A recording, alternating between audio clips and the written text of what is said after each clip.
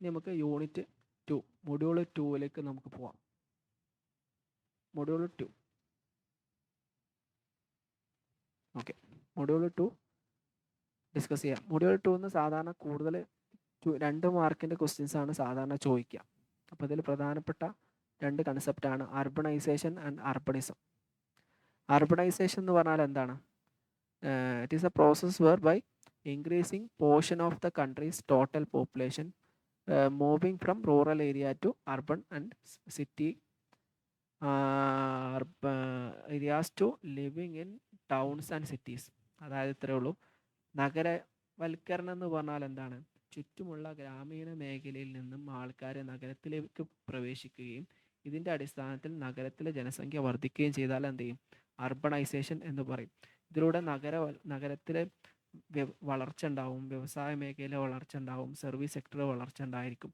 ഇതൊക്കെയാണ് എന്താ അർബണൈസേഷൻ എന്ന് പറഞ്ഞാൽ. അർബണൈസേഷൻ എന്ന് പറഞ്ഞാൽ ഒരു ഏരിയയിൽ നിന്ന്, ഗ്രാമങ്ങളിൽ നിന്ന് എന്ത് ചെയ്യുക, ആൾക്കാർ നഗരത്തിലേക്ക് എന്ത് ചെയ്യുക, പ്രവേശിക്കുക. അപ്പോൾ ഈ നഗരത്തിലേക്ക് ആൾക്കാർ പ്രവേശിക്കുമ്പോൾ ഇവിടെ എന്ത് ചെയ്യും? ഇവിടെ തൊഴിലവസരം ഉള്ളതുകൊണ്ടാണല്ലോ ആൾക്കാർ ഇങ്ങോട്ട് മൈഗ്രേറ്റ് ചെയ്യുന്നത്. അപ്പോൾ ഇവിടെ കുറേ വ്യവസായ സ്ഥാപനങ്ങൾ വളർന്നു വരും. വ്യവസായ സ്ഥാപനത്തിന് ചുറ്റും ആൾക്കാർ എന്ത് ചെയ്യും? താമസിക്കാൻ തുടങ്ങും. അപ്പോൾ ഈ താമസിക്കുന്നതിന് ചുറ്റും കടകൾ, education, health sector, education sector, ഇങ്ങനെ കുറേ സാധനങ്ങൾ വരും. അപ്പോൾ കുറേ ജനസംഖ്യ ഇങ്ങനെ കൂടും. ഇതിനനുസരിച്ച് എന്ത് ചെയ്യും? നഗരങ്ങൾ വളർന്നു വരും. ഇതൊക്കെയാണ് അർബണൈസേഷൻ എന്ന് പറഞ്ഞാൽ. അർബണിസം എന്ന് പറഞ്ഞാൽ എന്താണ്? അർബണിസം എന്ന് പറഞ്ഞാൽ നഗരത്തിൽ ജീവിക്കുന്ന ആൾക്കാരുടെ മാനസികാവസ്ഥയാണ് എന്ത് പറയാം? അർബണൈസേഷൻ എന്ന് പറഞ്ഞാൽ. ഇപ്പം അവരുടെ കൾച്ചർ എങ്ങനെയായിരിക്കും അതായത് നമുക്ക് അനുഭവിച്ചറിയാൻ മാത്രം അനുഭവിച്ചറിയാൻ കഴിയുന്ന കാര്യങ്ങളാണെന്ത്? സബ്ജക്റ്റീവ് മാറ്റർ ആണെന്ത് ഈ അർബണിസം കൊണ്ട് വിശദീകരിക്കുന്നത്. അർബണിസം എന്ന് പറഞ്ഞാൽ സബ്ജക്റ്റീവ് മാറ്ററാണ്. അതായത് അവിടെയുള്ള ആൾക്കാരുടെ സോഷ്യൽ ലൈഫ് എങ്ങനെയാണ്, അവിടെയുള്ള ആൾക്കാരുടെ കൾച്ചർ എങ്ങനെയാണ്, അവരുടെ തോട്ട് ചിന്ത എങ്ങനെയാണ്, അവരുടെ ഫീലിങ്സ്, അവരുടെ ഇമോഷൻസ്, ഇതിൻ്റെയൊക്കെ ബേസിലാണ് പോലെ ബിഹേവിയർ വരിക. അപ്പോൾ ഈ ബിഹേവിയറിനെ കുറിച്ച് ഇവിടെ പറയുന്നില്ല, അവരെ സബ്ജക്റ്റീവ് ഫീലിങ്സിനെ കുറിച്ചാണ് ഇവിടെ പറയുന്നത്. അവിടെ റിലേഷൻഷിപ്പ് എങ്ങനെയായിരിക്കും, അവരുടെ കാഴ്ചപ്പാട് ഇൻഡിവിജ്വൽ കാഴ്ചപ്പാടായിരിക്കും ഉണ്ടാവുക. ഗ്രൂപ്പിനേക്കാളും ഒരു ഇൻഡിവിജ്വൽസിന് പ്രാധാന്യം നൽകും. ഫോർമൽ നിയമങ്ങൾക്ക് പ്രാധാന്യം കൊടുക്കും. ഡിവിഷൻ ഓഫ് ലേബർ ഉണ്ടായിരിക്കും. ഇങ്ങനെ കുറേ കാര്യങ്ങൾ അതിൽ വരുന്നുണ്ട്. ഇതാണ് ഒന്നാമത്തെ ക്വസ്റ്റ്യൻ. ഇനി രണ്ടാമത്തെ ക്വസ്റ്റ്യനിലേക്ക് നമുക്ക് പോവാം. What is meant by the rural urban continuum? ഇത് ചോദിക്കാൻ സാധ്യതയുള്ള ഒരു ക്വസ്റ്റ്യൻ ആണ്. Rural urban continuum.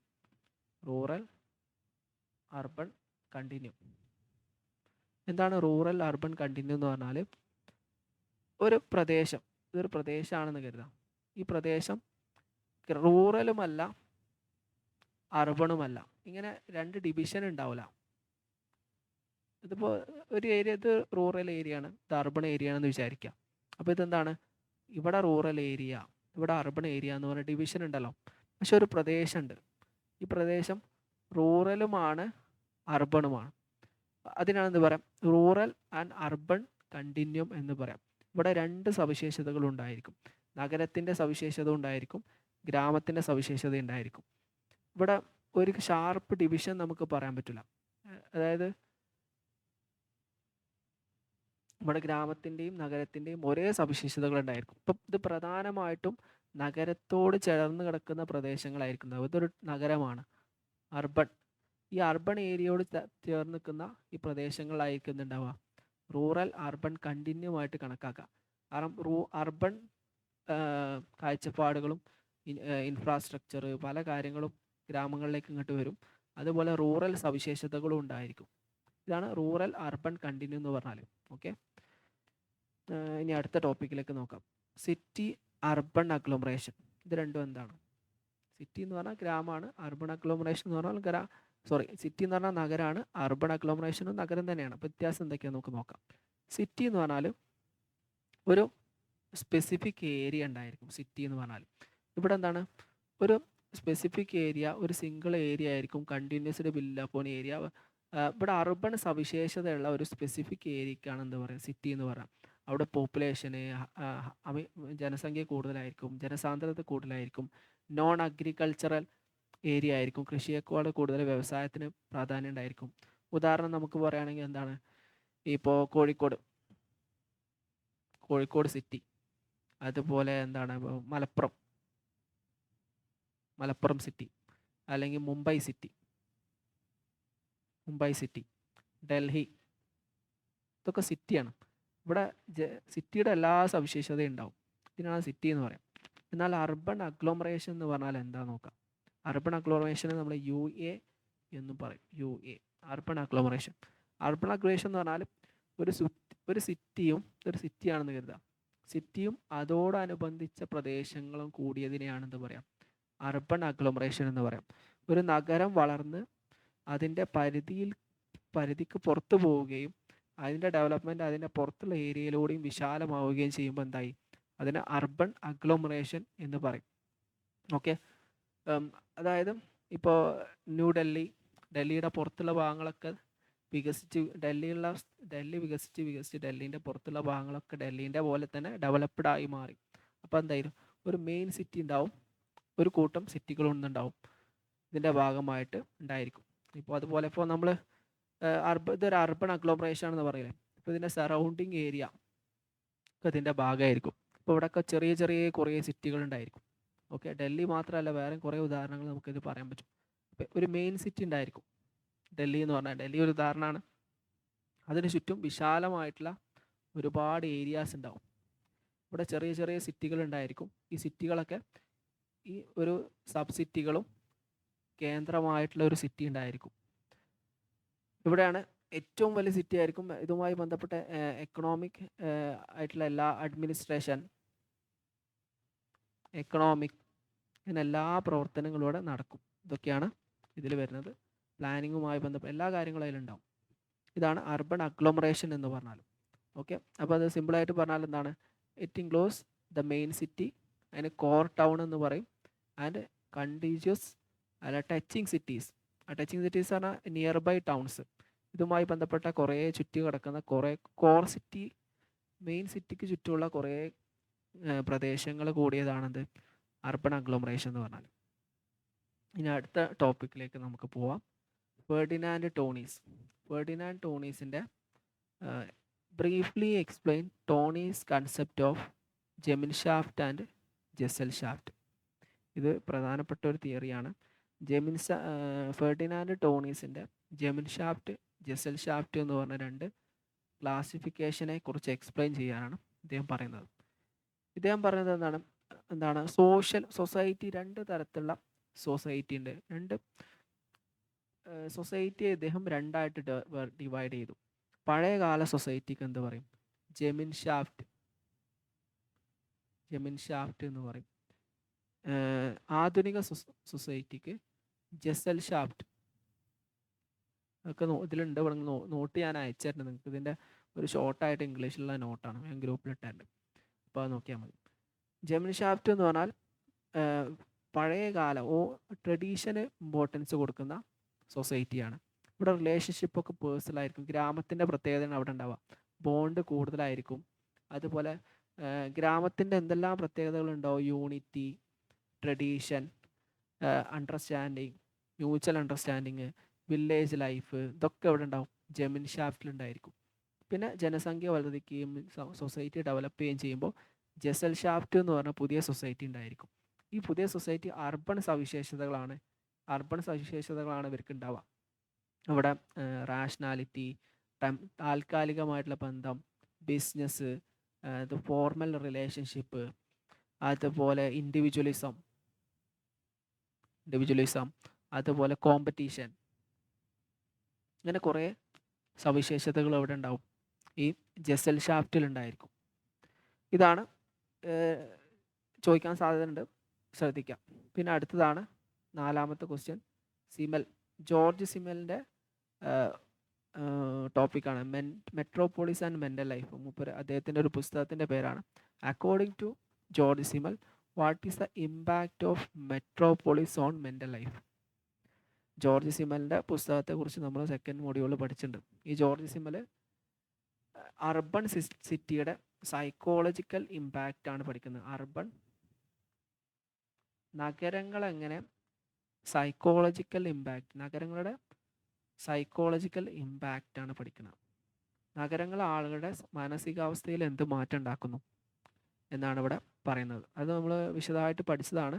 അതിൽ പ്രധാനപ്പെട്ട ഒരു കൺസെപ്റ്റാണ് ഓവർ സ്റ്റിമുലേഷൻ. ഓവർ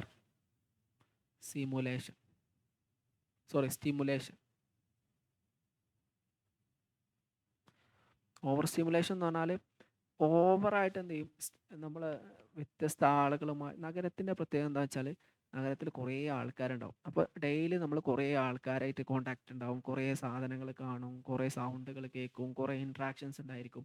അപ്പോൾ നമ്മൾ കുറേ സ്റ്റിമുലികൾ നമ്മളുമായിട്ട് കുറേ ഇൻഫോർമേഷൻ നമ്മളെ ബ്രെയിനിലേക്ക് ഇങ്ങനെ വരും. ആളുകളുമായിട്ട് കോൺട്രാക്ട് ചെയ്യുന്ന വിവരങ്ങൾ, ശബ്ദങ്ങളുടെ വിവരങ്ങൾ, പുതിയ കാഴ്ചപ്പാടുകൾ, പുതിയ പേഴ്സ്പെക്റ്റീവ്, ഓവറായിട്ട് പല കാര്യങ്ങളും നമുക്ക് എന്ത് ചെയ്യും, നമുക്ക് അറിയാനും നമ്മളിങ്ങനെ സ്റ്റിമുലികൾ എന്നാണ് അതിന് പറയുക, ഉദ്ദീപനങ്ങൾ, കുറേ ഇൻഫോർമേഷൻസ് നമ്മളിലേക്ക് ഇങ്ങനെ വന്നുകൊണ്ടിരിക്കും. അതാണ് നഗരങ്ങളോട് ഒരു പ്രധാനപ്പെട്ട പ്രത്യേകത. ഇതെന്ത് ചെയ്യും, ആളുകളുടെ ഇമോഷൻസ് കുറക്കും. കുറേ ഇപ്പോൾ നമ്മളിപ്പോൾ ഒരു റീല് കാണണം, വാട്സപ്പിൽ അല്ല യൂട്യൂബിൽ നമ്മളൊരു റീല് കാണാം. അപ്പോൾ ഓരോ റീലും നമ്മൾ ഓരോ സെക്കൻഡ് ഇങ്ങനെ മാറ്റി മാറ്റി വരുമ്പോൾ ചിലപ്പോൾ ആദ്യം സന്തോഷമുള്ള റീല് വരും, പിന്നെ സങ്കടമുള്ള റീല് വരും, പിന്നെ ഭയപ്പെടുത്തി അറിയിക്കുന്ന റീല് വരും. അപ്പോൾ നമ്മളെ ഈ ഇമോഷൻസ് ഇങ്ങനെ എന്ത് ചെയ്യും, ആദ്യം സങ്കടം, പിന്നെ സന്തോഷം, പിന്നെ സങ്കടം, അങ്ങനെ എന്ത് ചെയ്യും, ഇതിങ്ങനെ മാറി മാറി വരുമ്പോൾ നമുക്ക് നമ്മളെ ഇമോഷൻസിനൊന്നുണ്ടാവില്ല, ഇമോഷൻസിൻ്റെ ശക്തി കുറയുന്നതാണ്. ഇമോഷൻസിൻ്റെ ശക്തിയല്ല, നമ്മൾ ആ ഇമോഷൻസ് കുറയും. ഇപ്പോൾ നമുക്ക് സങ്കടം വന്നാലും അത്ര സ്ട്രോങ് ആയിട്ട് സങ്കടം വരില്ല, സന്തോഷം വന്നാലും സ്ട്രോങ് ആയിട്ട് സന്തോഷം വരില്ല. നമ്മളെ ഇമോഷൻസ് അങ്ങനെയല്ല. പക്ഷേ ഈ കാലയളവിൽ കുറേ സ്റ്റിമുലുകൾ വരുന്ന സമയത്താണ് പറയുന്നത്, അല്ലാത്ത സമയത്ത് നോർമൽ തന്നെ ആയിരിക്കും. പിന്നെ വേറൊരു ടേം പറയുന്നതാണ് ബ്ലേസ് ആറ്റിറ്റ്യൂഡ്. ബ്ലേസ് ആറ്റിറ്റ്യൂഡ് എന്ന് പറഞ്ഞാൽ ഇതുമായി ബന്ധപ്പെട്ട് ഇദ്ദേഹം കോയിൻ ചെയ്തൊരു വാക്കാണ് ബ്ലേസ് ആറ്റിറ്റ്യൂഡ്. ബ്ലേസ് ആറ്റിറ്റ്യൂഡ് എന്ന് പറഞ്ഞാൽ നമ്മൾ ആളുകളുമായിട്ട് ഒരു ഡിറ്റാച്ച്മെൻ്റ് ഉണ്ടായിരിക്കും. കുറേ ഓവറായിട്ടുള്ള ആൾക്കാരോട്ട് ഓവറായിട്ട് കൺസേൺ ഉണ്ടാവാതിരിക്കുക, ഓവറായിട്ട് ബന്ധം ഉണ്ടാവാതിരിക്കുക, എപ്പോഴും ഒരു ഡിസ്റ്റൻസ് കീപ്പ് ചെയ്തിരിക്കും. ഇമോഷൻസ് വരുന്നത് നിയന്ത്രിക്കും. സങ്കടം, സന്തോഷം, വെറുപ്പ്, ദേഷ്യം, ഇങ്ങനെയുള്ള ഇമോഷൻസ് നിയന്ത്രിച്ചുകൊണ്ടുള്ള പ്രവർത്തനം ഉണ്ടായിരിക്കും. അതാണത് ഈ ഗ്രാമത്തിൻ്റെ പ്രത്യേകത. പിന്നെ ഇൻഡിവിജ്വൽ ഫ്രീഡംസ് നഗരത്തിലുണ്ടായിരിക്കും. ഇതൊക്കെയാണത് ജോർജ് സിമൽ അദ്ദേഹത്തിൻ്റെ മെട്രോപോളിസ് ആൻഡ് മെൻ്റൽ ലൈഫ് എന്ന് പറഞ്ഞ അദ്ദേഹത്തിൻ്റെ പുസ്തകത്തിൽ വിശദീകരിക്കുന്നത്. ഇനി 6ാമത്തെ ക്വസ്റ്റ്യൻ ആണ്, explain the related concept of rurban and peri urbanisation. 6ാമത്തെ ക്വസ്റ്റ്യൻ നമുക്ക് നോക്കാം. റൂർബൺ എന്ന് പറഞ്ഞാൽ റൂറൽ പ്ലസ് അർബൺ. ഈ റൂർബൺ എന്ന് പറഞ്ഞ വാക്ക്, ഇങ്ങനെ 2 വാക്കിന് കൂടിയിട്ടുള്ള വാക്കാണ് റൂർബൺ. ഇതൊരു ഹൈബ്രിഡ് ഏരിയ ആണ്. ഹൈബ്രിഡ് ഏരിയ എന്ന് പറഞ്ഞാൽ ഒരു പ്രദേശമാണ്, ഇവിടെ രണ്ടും ഉണ്ടായിരിക്കും. റൂറൽ ആൾക്കാരും ഉണ്ടായിരിക്കും, അർബൺ ആൾക്കാരുണ്ടാവും. ഇവിടെ ഡിവിഷനൊന്നും ഉണ്ടാവില്ല. ഇവിടെ ഈ പ്രത്യേക പ്രദേശത്തുണ്ടാവും റൂറൽ ഏരിയയും അർബൺ ഏരിയയും ഉണ്ടാവും. ഇവിടെ മിക്സ്ചർ ഓഫ് ക്യാരക്ടറിസ്റ്റിക്സ് ഉണ്ടായിരിക്കും. ഇവിടെയുള്ള ആൾക്കാർക്ക് റൂറൽ സവിശേഷത ഉണ്ടായിരിക്കും, അർബൺ സവിശേഷത ഉണ്ടായിരിക്കും. ഇതാണ് ഇതിൻ്റെ പ്രത്യേകത. പിന്നെ ഇൻഫ്രാസ്ട്രക്ചർ സൗകര്യം ഉണ്ടായിരിക്കും, സോഷ്യൽ എക്കണോമിക് സെക്ടറൊക്കെ ഉണ്ടാവും, ഒരു മിക്സഡ് ആയിരിക്കും ഉണ്ടാവുക. പിന്നെ അടുത്ത ഇതാണ് പെറി അർബണൈസേഷൻ. പെറി അർബണൈസേഷൻ എന്ന് പറഞ്ഞാൽ ഇപ്പോൾ നമുക്കറിയാം, ഒരു നഗരമാണെന്ന് കരുതാം. നഗരത്തിൻ്റെ ചില പ്രദേശങ്ങൾ എന്നുണ്ടായിരിക്കും. ഒരു ഇപ്പോൾ നമുക്ക് നഗരത്തിൽ കൂടുതൽ എന്തുണ്ടാവാം, ജനനിബിഡമായ പ്രദേശമായിരിക്കും അല്ലേ. ഈ നഗരത്തിൻ്റെ തീരങ്ങളിൽ ചില പ്രദേശങ്ങളുണ്ടായിരിക്കും. അവിടെ താമസയോഗ്യമായിട്ടുള്ള കുറേ പ്രദേശങ്ങളുണ്ടായിരിക്കും, വ്യവസായത്തിന് വേണ്ടിയുള്ള കുറേ പ്രദേശങ്ങളുണ്ടായിരിക്കും. അതുപോലെ തന്നെ ഒരു സ്പെസിഫിക് പേർപ്പസിന് വേണ്ടിയിട്ടുള്ള പ്രദേശങ്ങളെയാണ് എന്ത് പറയാം, പെറി അർബണൈസേഷൻ എന്ന് പറയാം. ഇത് നഗരങ്ങളുടെ തീരപ്രദേശങ്ങളായിരിക്കും. ഇവിടെ ആൾക്കാർ എന്ത് ചെയ്യും, ഈ നഗരത്തിൽ ജോലി ചെയ്യുന്ന ആൾക്കാർ ഇവിടെ ജീവിക്കുന്നുണ്ടായിരിക്കും. ഇപ്പോൾ ഫോർ എക്സാമ്പിൾ നഗരത്തിൽ ജീവിത ചെലവ് കൂടുതലായിരിക്കും, അവിടെ താമസിക്കാനുള്ള സൗകര്യം കുറവായിരിക്കും. അപ്പോൾ ആൾക്കാർ എന്ത് ചെയ്യും, ഈ നഗരത്തിന് പുറത്തുള്ള പ്രദേശങ്ങളിലേക്ക് ആൾക്കാർ പോകും. അവിടെ എന്തിന് മെയിനായിട്ട് ഇത് എന്താണ് താമസ പ്രദേശങ്ങളായിരിക്കും. ഇവിടെയുള്ള ആൾക്കാർ മെയിനായിട്ട് താമസിക്കാനുള്ള സൗകര്യത്തിന് വേണ്ടിയായിരിക്കും എന്ത് ചെയ്യുക ഇവിടെ വരിക. ഇത് ഗ്രാമപ്രദേശമായിരിക്കും, പക്ഷെ നഗരത്തിലുള്ള ആൾക്കാർ ഇവിടെ ആയിരിക്കും എന്ത് ചെയ്യുക മെയിനായിട്ട് താമസിക്കുക. ഇവിടെ രണ്ട് ഇതുണ്ടാവും. ഗ്രാമത്തിൽ ഇപ്പോൾ എന്താണ് ഗ്രാമത്തിലെ ഇൻഡസ്ട്രീസ് ഉണ്ടാവും, ഗ്രാമത്തിലെ കാർഷിക മേഖല ഉണ്ടായിരിക്കും. അതുപോലെ തന്നെ എന്താണ് നഗരത്തിലെ ഇൻഡസ്ട്രീസ് ഉണ്ടാവും, കൊമേഴ്സ്യൽ ഒക്കെ മിക്സ് ആയിട്ടുണ്ടായിരിക്കും. ഇതാണ് ഇവിടുത്തെ ഇതിൻ്റെ പ്രത്യേകത. ഇപ്പോൾ ഇത് മെയിനായിട്ട് ഈ പെറി അർബണൈസേഷൻ എന്ന് പറഞ്ഞാൽ നഗരത്തിൻ്റെ പുറത്തേക്കുള്ള എന്താണ് വ്യാപനമാണ് യഥാർത്ഥത്തിൽ പെറി അർബണൈസേഷൻ എന്ന് പറഞ്ഞാൽ. ഇത് ശരിക്ക് അർബൺ ഏരിയ ആണ്, പക്ഷെ ഇവിടെയുള്ള ആൾക്കാരൊക്കെ എന്തിനു വേണ്ടിയിട്ട് പുറത്തു പോകും? ഈ ഗ്രാമത്തിലെ പ്രദേശങ്ങളിൽ നിന്ന് നഗരത്തിലെ പ്രദേശങ്ങളിൽ നിന്ന് താമസത്തിനും മറ്റാവശ്യങ്ങൾക്കും വേണ്ടിയിട്ട് എന്ത് ചെയ്യും പുറത്തു പോകുന്ന പ്രദേശമാണ് എന്ത് പെറി അർബണൈസേഷൻ. ഇത് ശരിക്കും ഗ്രാമമാണെങ്കിലും നഗരത്തിൻ്റെ ഭാഗമായ പ്രദേശമാണ്. അപ്പോൾ ഇതൊക്കെയാണ് പറയുന്നത്. പിന്നെ നമ്മൾ ഇനി അടുത്ത ക്വസ്റ്റ്യനിലേക്ക് പോവാം. എമിലി ദർക്കെയിമിൻ്റെ തിയറി ചോദിക്കാൻ സാധ്യത ഉണ്ടാണ്. Summarise Emile Durkheim's view on how division of labour forms the moral base of urban community. ഇപ്പോൾ എങ്ങനെയാണ് ഡിവിഷൻ ഓഫ് ലേബർ എങ്ങനെയാണ് വിശദീകരിക്കുന്നത്? ഇപ്പോൾ ഡിവിഷൻ ഓഫ് ലേബർ എന്ന് പറഞ്ഞ തിയറി എമിലി ദർക്കെയിമിൻ്റെ തിയറിയാണ്. ഇയാൾ പറയുന്നത് വെച്ചാൽ പഴയ കാലത്ത് ജനസംഖ്യ വളരെ കുറവായിരുന്നു. അപ്പം ഒരാൾക്ക് എന്ത് ചെയ്യാൻ പറ്റും? എല്ലാ ആൾക്കാർക്കും ജോലി ഉണ്ടായിരുന്നു. ഇപ്പോൾ കൃഷിക്കാരാണെന്ന് കരുതാം, ഇയാളിതൊരു പാടാണെന്ന് കരുതാം, അയാൾ ഇവിടെ കൃഷി ചെയ്യാണ്. അപ്പോൾ ഇയാൾ തന്നെ ഇക്കാരം എന്ത് ചെയ്യാം ഇവിടെ വിത്ത് വിതക്കുന്നതും കൊയ്യുന്നതും പിന്നെ ചാക്ക് കെട്ടിയിട്ട് ഹോട്ടലിൽ കടയിൽ കൊണ്ടുപോകുന്നു വിൽക്കുന്നതൊക്കെ ഇയാൾ തന്നെ ആയിരിക്കും. പിന്നെ കുറേ കാലം കഴിഞ്ഞപ്പോൾ കുറേ ആൾക്കാർ ജനസംഖ്യ വർദ്ധിച്ചു വന്നു, കുറേ ആൾക്കാർ വന്നു. അപ്പോൾ ഇവർക്കൊക്കെ ജോലി വേണ്ടേ? അപ്പോൾ ആകെ ഈ ഒരു പാടമുള്ളൂ എന്ന് കരുതാം. അപ്പോൾ ഈ പ്രദേശത്ത് ജനസംഖ്യ വർദ്ധിക്കുമ്പോൾ എന്ത് ചെയ്യും? തൊഴിലില്ലായ്മ ഉണ്ടായിരിക്കും. അപ്പോൾ ഈ തൊഴിലില്ലായ്മയ്ക്ക് പരിഹാരമായിട്ട് എമിലി ദർക്കെയിം കൊണ്ടുവന്നൊരു കാഴ്ചപ്പാടാണ് എന്ത് ഡിവിഷൻ ഓഫ് ലേബർ എന്ന കാഴ്ചപ്പാട്. അപ്പോൾ ഇയാൾ ആദ്യം ചെയ്തിരുന്ന ജോലി ഉണ്ടല്ലോ ഡിവൈഡ് ചെയ്ത് കൊടുക്കും. കുറച്ച് ആൾക്കാർ ഞാട് നടും, കുറേ ആൾക്കാർ കറ്റ മെതിക്കും, കുറേ ആൾക്കാർ ട്രാക്ടർ, ഇങ്ങനെ കുറേ ആൾക്കാർ കൊയ്യും, കുറേ ആൾക്കാർ എന്താണ് ചാക്കിലാക്കും, കുറേ ആൾക്കാർ കടയിൽ കൊണ്ടുപോയി വിൽക്കും, ഹോൾസെയിൽ മാർക്കറ്റ് കുറേ ആൾക്കാർ, റീറ്റെയിൽ മാർക്കറ്റ് കുറേ ആൾക്കാർ. അങ്ങനെ ഇയാളെ ജോലി എന്ത് ചെയ്യും? ഡിവൈഡ് ചെയ്യും. ഇതിനെ ഡിവിഷൻ ഓഫ് ലേബർ എന്ന് പറയും. ഇപ്പോൾ വേറെ ഉദാഹരണം പറയുകയാണെങ്കിൽ ഞാൻ ട്യൂഷൻ എടുക്കാമെന്ന് കരുതാം. ഞാൻ തുടക്കത്തിൽ ട്യൂഷൻ എടുക്കുമ്പോൾ എനിക്ക് വേറെ ആരും സപ്പോർട്ടിന് കൂട്ടാൻ പറ്റില്ല. അപ്പോൾ ഞാൻ തന്നെ ഇക്കാര്യം എന്ത് ചെയ്യാം എല്ലാ വിഷയവും എടുക്കാം. ഇപ്പോൾ +2 ട്യൂഷൻ എടുക്കുകയാണ്, പൊളിറ്റിക്സും എക്കണോമിക്സും ഹിസ്റ്ററിയും പൊളിറ്റിക്സും ജോഗ്രഫിയും ഒക്കെ ഞാൻ തന്നെ എടുക്കാം. പിന്നെ കുറേ കുട്ടികൾ വന്നു, കുറേ ക്ലാസ്സുകൾ വന്നു. അപ്പോൾ എല്ലാം കൂടി എനിക്ക് മെയിൻറ്റെയിൻ ചെയ്യാൻ കഴിയില്ല. അപ്പോൾ ഞാൻ എന്ത് ചെയ്യും? എൻ്റെ വേറെ കുറേ മാഷന്മാരെ വെക്കും. എന്നിട്ട് എൻ്റെ ജോലി എന്ത് ചെയ്യും? ബാക്കിയുള്ള ആൾക്കാർക്ക് ഡിവൈഡ് ചെയ്ത് കൊടുക്കും. അതേപോലെ തന്നെ ഒരാൾ അയാളുടെ തൊഴിൽ ഡിവൈഡ് ചെയ്ത് കൊടുക്കുന്നതിനാണ് എന്ത് പറയാം? ഡിവിഷൻ ഓഫ് ലേബർ എന്ന് പറയാം. അത് അദ്ദേഹം 2 സൊസൈറ്റികളെ കുറിച്ച് പറയുന്നുണ്ട്. ഒന്ന് റൂറൽ സൊസൈറ്റി ഉണ്ട്, അർബൺ സൊസൈറ്റി ഉണ്ട്. റൂറൽ സൊസൈറ്റിക്ക് 2 തരം ഐക്യങ്ങളെ കുറിച്ച് പറയുന്നുണ്ട്. സോളിഡാരിറ്റി, ഐക്യം. പഴയ കാലത്തെ ഗ്രാമത്തിലുണ്ടായിരുന്ന സോളിഡാരിറ്റിക്ക് മെക്കാനിക്കൽ സോളിഡാരിറ്റി എന്ന് പറയും. രണ്ടാമത്തെ ആധുനിക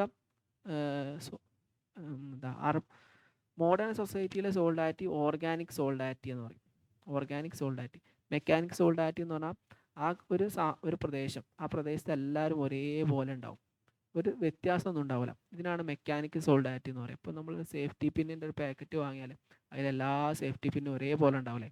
അതേപോലെ ആൾക്കാർ തമ്മിൽ വ്യത്യാസം ഉണ്ടാവില്ല. ഗ്രാമത്തിലെ ആൾക്കാരെ ഭക്ഷണ രീതി, വസ്ത്രധാരണ രീതി, ജോലി, വിശ്വാസം ഒക്കെ ഒന്നേക്കാരം. അതിനാണ് മെക്കാനിക് സോളിഡാരിറ്റി എന്ന് പറയാം. ഓർഗാനിക് സോളിഡാരിറ്റി എന്ന് പറഞ്ഞാൽ ആളുകളോ സൊസൈറ്റിയോ ഒന്നായിരിക്കും, പക്ഷെ ആളുകൾ വ്യത്യാസം ഉണ്ടായിരിക്കും. ഏതുപോലെ? ഒരു ജീവിയെ പോലെ. ഇപ്പോൾ നമുക്കൊരു ആന എടുക്കാം.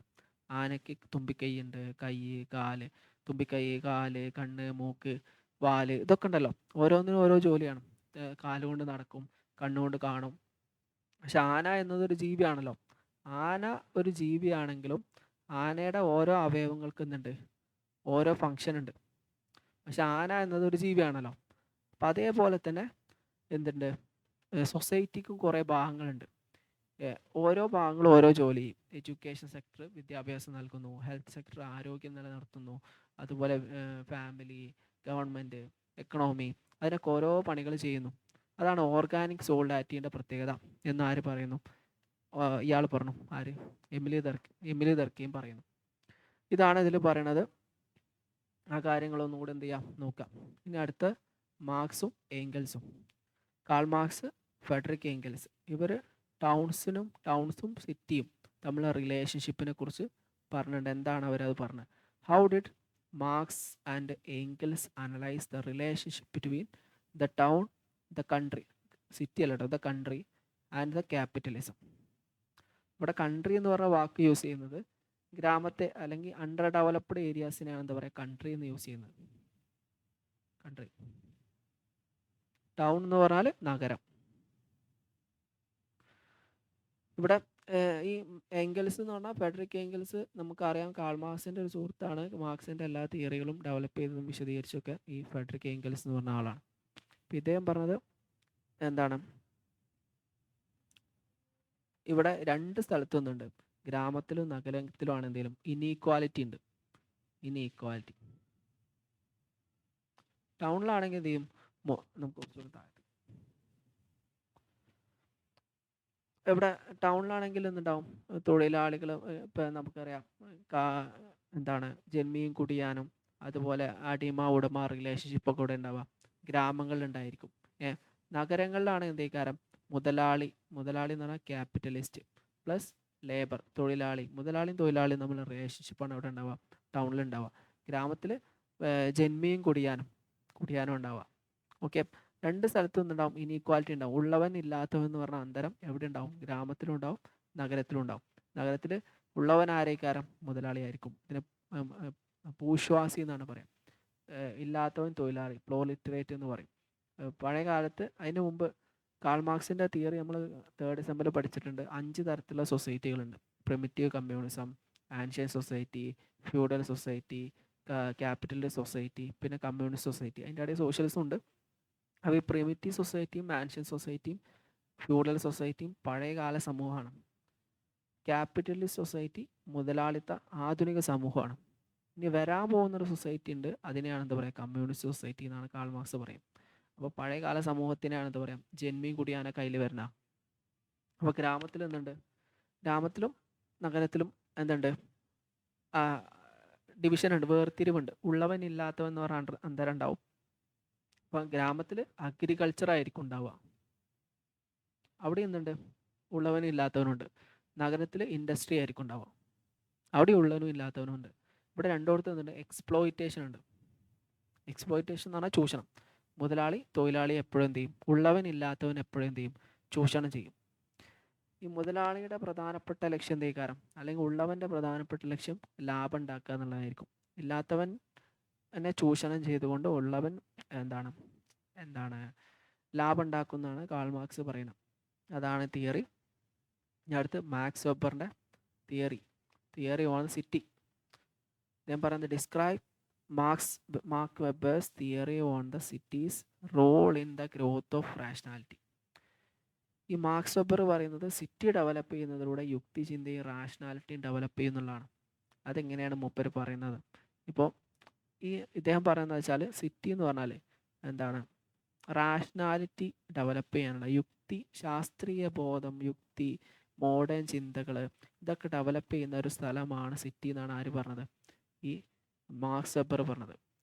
ഇദ്ദേഹം പറയുന്ന കുറേ ടേമുകൾ പറയും. റാഷണലൈസേഷൻ.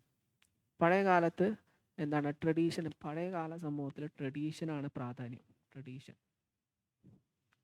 ഒരിക്കലൊന്നുമില്ല. പുതിയ കാര്യങ്ങൾ, ശാസ്ത്രീയ ബോധത്തിന് ഇതിനൊന്നും പ്രാധാന്യമില്ലായിരുന്നു. പരമ്പരാഗതമായ സാധനങ്ങൾ ഇങ്ങനെ കൈമാറി വരും, അതിങ്ങനെ ചെയ്തു പോരാം. എന്നാൽ നഗരത്തിൽ ശാസ്ത്രബോധം വളർന്നു വരുന്നു, പുതിയ ടെക്നോളജികൾ വരുന്നു, ആൾക്കാരുടെ ചിന്താഗതി വളർന്നു വരുന്നു. അതിലൂടെ എന്ത് ചെയ്യുന്നു? യുക്തി ചിന്തയ്ക്ക്, റാഷണാലിറ്റിക്ക് വളരെയധികം പ്രാധാന്യം ഉണ്ടായിരിക്കുന്നു. അപ്പോൾ ആളുകൾ എന്ത് ചെയ്യുകയാണെങ്കിലും ചിന്തിച്ച് ആലോചിച്ചാൽ ചെയ്യുള്ളൂ.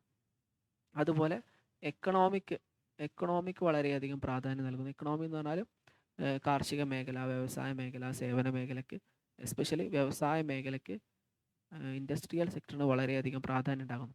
അതെന്തിന് കാരണമാവും? GDP വർദ്ധിപ്പിക്കാൻ കാരണമാകുന്നു. അത് സമ്പത്ത് വർദ്ധിപ്പിക്കുന്നു. അത് ഡെവലപ്മെൻ്റ് ഉണ്ടാക്കുന്നു. അതെന്ത് ചെയ്യുന്നു, അതിലൂടെ ലീഗൽ സിസ്റ്റം ഡെവലപ്പ് ചെയ്യുന്നു, റാഷണൽ ലീഗൽ സിസ്റ്റം ഡെവലപ്പ് ചെയ്യുന്നു. പഴയ കാലത്ത് എന്തായെന്ന് ഭരണ സംവിധാനം എന്ന് പറഞ്ഞാൽ ചില ആൾക്കാർക്ക് ഒരു നിയമം, ചില ആൾക്കാർക്ക് വ്യത്യസ്ത നിയമം, അങ്ങനെയായിരുന്നു. പക്ഷേ നഗരങ്ങൾ വളർന്നു വരുമ്പോൾ ഒരു ഫോർമൽ നിയമങ്ങൾ വരുന്നു. ഫോർമൽ നിയമം ഇപ്പോൾ ഭരണഘടന, അതെല്ലാവർക്കും ഈ തുല്യ അവകാശം, തുല്യ കടമകൾ, ഇങ്ങനെ കുറേ കാര്യങ്ങൾ എന്ത് ചെയ്യും, ഡെവലപ്പ് ചെയ്ത് വരും. അപ്പോൾ അത് പിന്നെ ഒരു ബ്യൂറോക്രാറ്റിക് സൊസൈറ്റി ഡെവലപ്പ് ചെയ്ത് വരുമെന്ന് അദ്ദേഹം പറയുന്നുണ്ട്.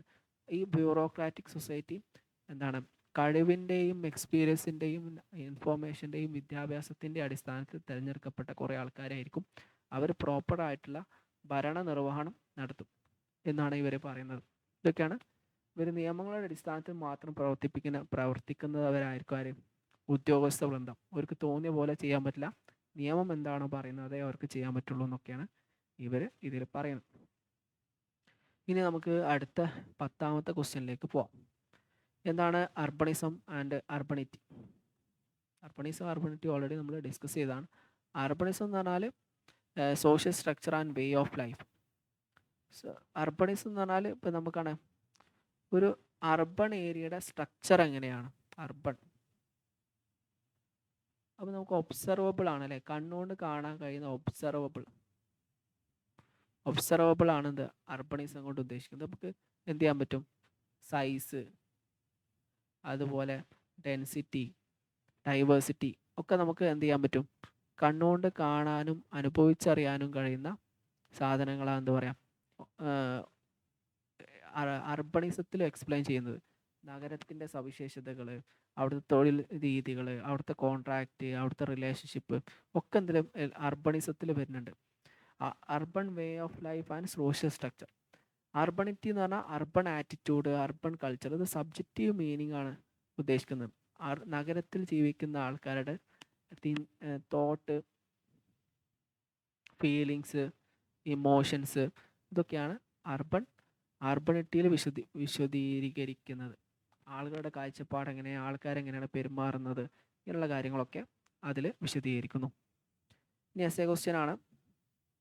Compare and contrast the view of Durkheim and Ferdinand Tonnies in the nature of community and social solidarity of urban city. നമ്മൾ നേരത്തെ പറഞ്ഞ ക്വസ്റ്റ്യൻ ആണ്. എമിലി ദർക്കിം, ഫെർഡിനാൻഡ് ടോണീസിൻ്റെ നമ്മൾ ജെമൽ ഷാഫ്റ്റും ജിസൽ ഷാഫ്റ്റും ഓൾറെഡി പറഞ്ഞു. അതെന്താ നോക്കുക. എമിലി ദർക്കിമിൻ്റെ നമ്മൾ മെക്കാനിക്കൽ സോളിഡാരിറ്റിയും പറഞ്ഞു, ഓർഗാനിക് സോളിഡാരിറ്റിയും പറഞ്ഞു. അപ്പോൾ അത് വിശദീകരിക്കുന്നില്ല, അതെന്ത് ചെയ്യുക, നിങ്ങൾ നോക്കുക ഓർഗാനിക് സോളിഡാരിറ്റി എന്താണ്, മെക്കാനിക് സോളിഡാരിറ്റി എന്താണ്. 12ാമത്തെ ക്വസ്റ്റ്യൻ ജോർജ് സിമലിനെ കുറിച്ച് നമ്മൾ ഓൾറെഡി പറഞ്ഞു. അതുപോലെ തന്നെ ജോർജ് സിമൽ എന്താണ് analysed effect of urban life on the individuals experience and social organisation. George Simmel പഠിച്ചത് എന്താണെന്ന് വെച്ചാൽ നഗരജീവിതം ആളുകളുടെ സൈക്കോളജിക്കൽ പെർസ്പെക്റ്റീവാണ്. നഗരജീവിതം ആളുകളുടെ മൈൻഡിനെയും ബിഹേവിയറിനെയും എങ്ങനെ സ്വാധീനിക്കും, സൈക്കോളജിക്കൽ എഫക്റ്റ് ഓൺ അർബണൈസേഷൻ. അപ്പോൾ ആൾക്കാരുടെ മാനസികാവസ്ഥയിൽ എന്ത് മാറ്റം വരും എന്ന് നേരത്തെ പറഞ്ഞാണ്. ജോർജ് സിമൽ പഠിച്ചത് എന്താണ് മെട്രോപോളിസ് ആൻഡ് മെൻ്റൽ ലൈഫ് എന്ന് പറഞ്ഞതിൽ അദ്ദേഹത്തിൻ്റെ സൈക്കോളജിക്കൽ ഇമ്പാക്റ്റ് പഠിച്ചു. പിന്നെ അതുപോലെ നമ്മളിവിടെ മാർക്സ് വെബർ പഠിച്ചത് എന്താ വെച്ചാൽ റാഷണാലിറ്റിയാണ്. ഇപ്പോൾ തൊട്ട് മുമ്പ് നമ്മൾ പറഞ്ഞു സിറ്റി ലൈഫ് എന്ത് ചെയ്യും, ആളുകളെ റാഷണാലിറ്റി വർദ്ധിപ്പിക്കും, മോഡേൺ ക്യാപിറ്റലിസം ഡെവലപ്പ് ചെയ്യും, എക്കണോമിക് റാഷണാലിറ്റി, ഫോർമൽ റാഷണാലിറ്റി എന്നൊക്കെ പറഞ്ഞ് നമ്മൾ നേരത്തെ പഠിച്ചു. ആളുകളിൽ യുക്തിചിന്ത വർദ്ധിക്കുകയും അതിലൂടെ ലീഗൽ സിസ്റ്റത്തിലും ഭരണ സംവിധാനത്തിലൊക്കെ മാറ്റം വരുന്നു ഇപ്പോൾ നമ്മൾ നേരത്തെ പറഞ്ഞു. പിന്നെ ഈ ബ്ലേസ് ആറ്റിറ്റ്യൂഡൊക്കെ നേരത്തെ പറഞ്ഞതാണ്. ഇതൊക്കെ എന്താണ് ജോർജ് സിമലിനെ കുറിച്ച് പറഞ്ഞത്. ഇതിൻ്റെ എസ്സേ എഴുതുന്ന സമയത്ത് ഈ കാര്യങ്ങളൊക്കെ നിങ്ങൾ എന്ത് ചെയ്യുക, ഉൾപ്പെടുത്തിയിട്ട് എഴുതാം.